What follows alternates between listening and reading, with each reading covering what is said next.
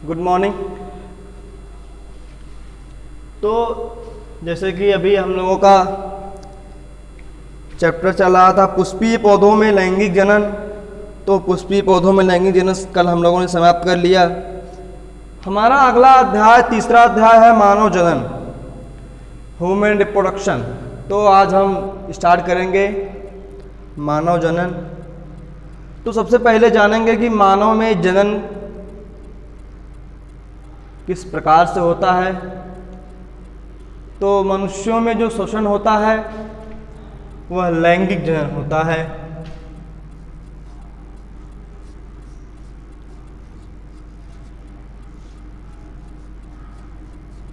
लैंगिक जनन होता है। तो जैसे कि आप सब जानते हैं लैंगिक जनन में दो युग्मकों की आवश्यकता होती है या फिर ज़रूरत होती है। तो जैसे पहला युग्मक नर युग्मक होता है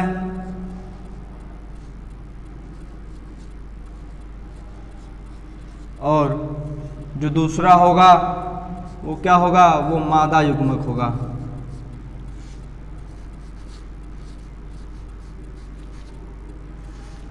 दूसरा क्या होगा, मादा युग्मक होगा। जैसे कि आप दोनों मतलब आप सब जानते हैं कि नर युग्मक और मादा युग्मक ये दोनों मिलकर के युग्मनज का निर्माण करते हैं।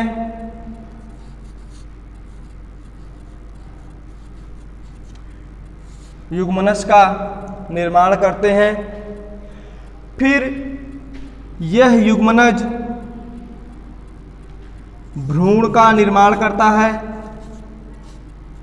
फिर यही भ्रूण बड़ा होकर के क्या करता है, नई संतान उत्पन्न करता है।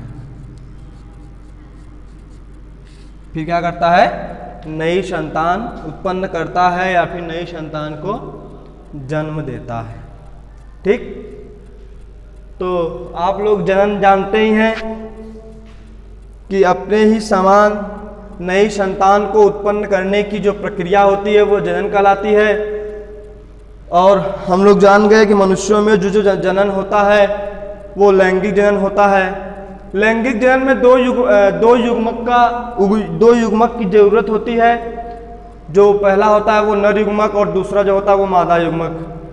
तो जो नर युग्मक है और मादा युग्मक है ये दोनों मिलकर के युग्मनज का निर्माण करते हैं। और यही युग्मनज आगे चल करके क्या करता है, भ्रूण का निर्माण करता है। और यही भ्रूण क्या करता है, नई संतान को जन्म देता है।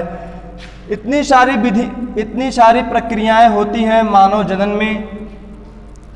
तो मानव जनन में सबसे पहले हम पढ़ेंगे नर के बारे में।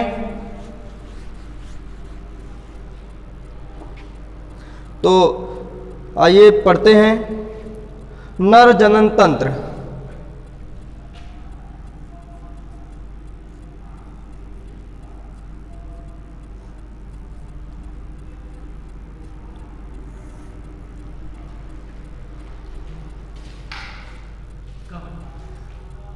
क्या है नर जनन तंत्र, मतलब male reproductive system. Male reproductive system.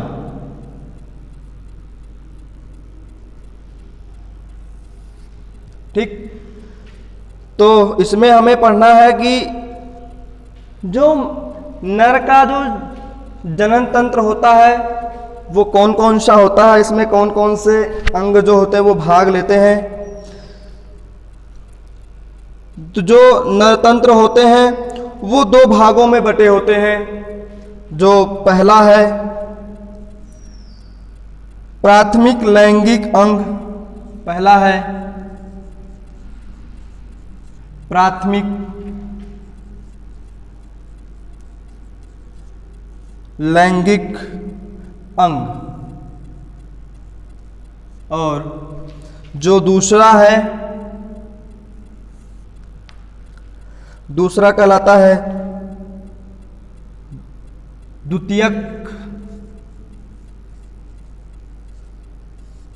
द्वितीयक लैंगिक अंग।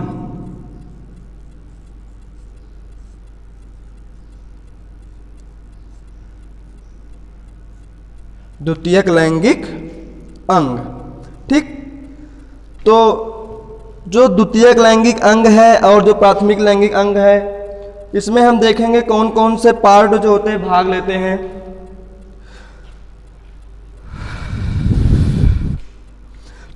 या फिर सबसे पहले देखते हैं प्राथमिक लैंगिक अंग कहते किसे हैं। प्राथमिक लैंगिक अंग वह प्रक्रिया है, प्राथमिक लैंगिक अंग वह प्रक्रिया है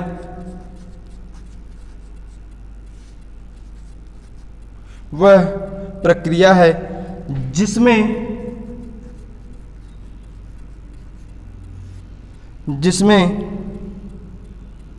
युग्मक का निर्माण, जिसमें युग्मक का निर्माण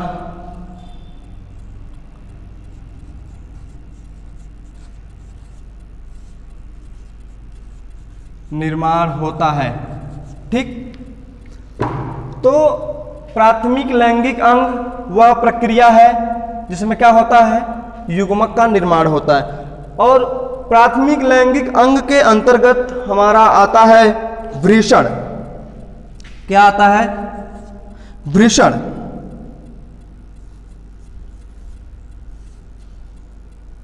ठीक।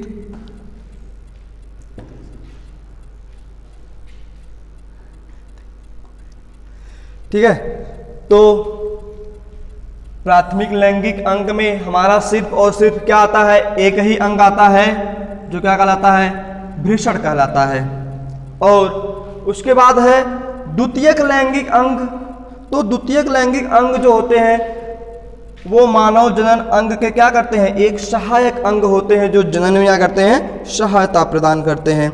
और जो द्वितीयक लैंगिक अंग है वो दो भागों में बटा हुआ होता है। कितने भागों में, दो भागों में। जो पहला है, जो ए वाला है या फिर जो पहला है वो कहलाता है सहायक नलिकाएं। सहायक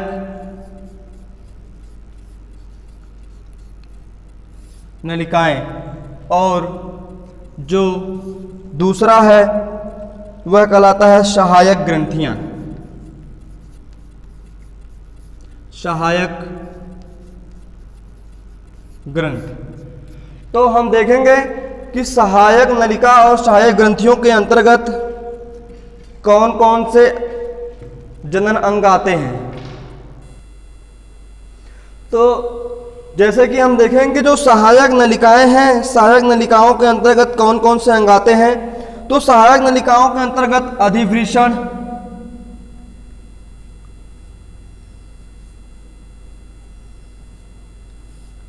अधिवृषण, और उसके बाद शुक्रवाहिनियां, शुक्रवाहिनियां,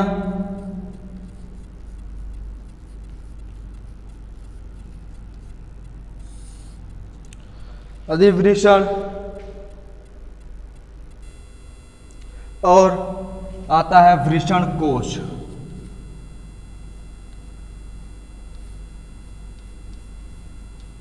क्या आता है, वृषण कोश। और उसके बाद जो सहायक ग्रंथियां हैं, सहायक ग्रंथियों में क्या आता है देखते हैं, शुक्राशय, शुक्राशय, और प्रोस्टेट ग्रंथियां, प्रोस्टेट ग्रंथियां। और उसके बाद है काउपर ग्रंथियां। उसके बाद है काउपर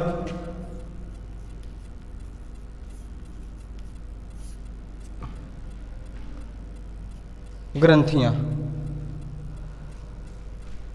ठीक। तो नर जनन तंत्र जो है वह 2 भागों में बटा हुआ है। कितने भागों में? 2 भागों में बटा हुआ है। जो पहला है वो कहलाता है प्राथमिक लैंगिक अंग। प्राथमिक लैंगिक अंग कहते किसे हैं? वह प्रक्रिया जिसमें क्या हो, युग्मक का निर्माण होता हो, वो क्या कहलाता है? प्राथमिक लैंगिक अंग कहलाता है। इसमें क्या आता है हमारा? इसमें हमारा वृषण आता है। और उसके बाद दूसरा है द्वितीयक लैंगिक अंग। क्या है? जो हमारे क्या हो, नर जनन तंत्र में या फिर नर जनन में क्या हो, वो सहायता प्रदान करते हैं। और उसके बाद द्वितीयक लैंगिक अंग जो है वो दो भागों में बटा है।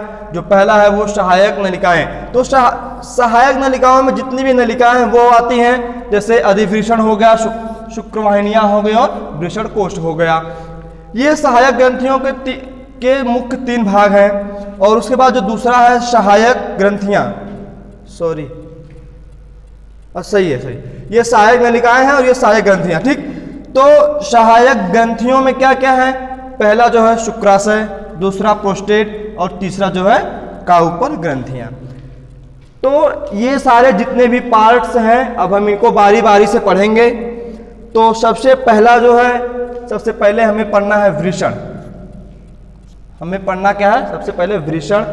तो वृषण जो है वो हम नेक्स्ट टॉपिक में देखेंगे।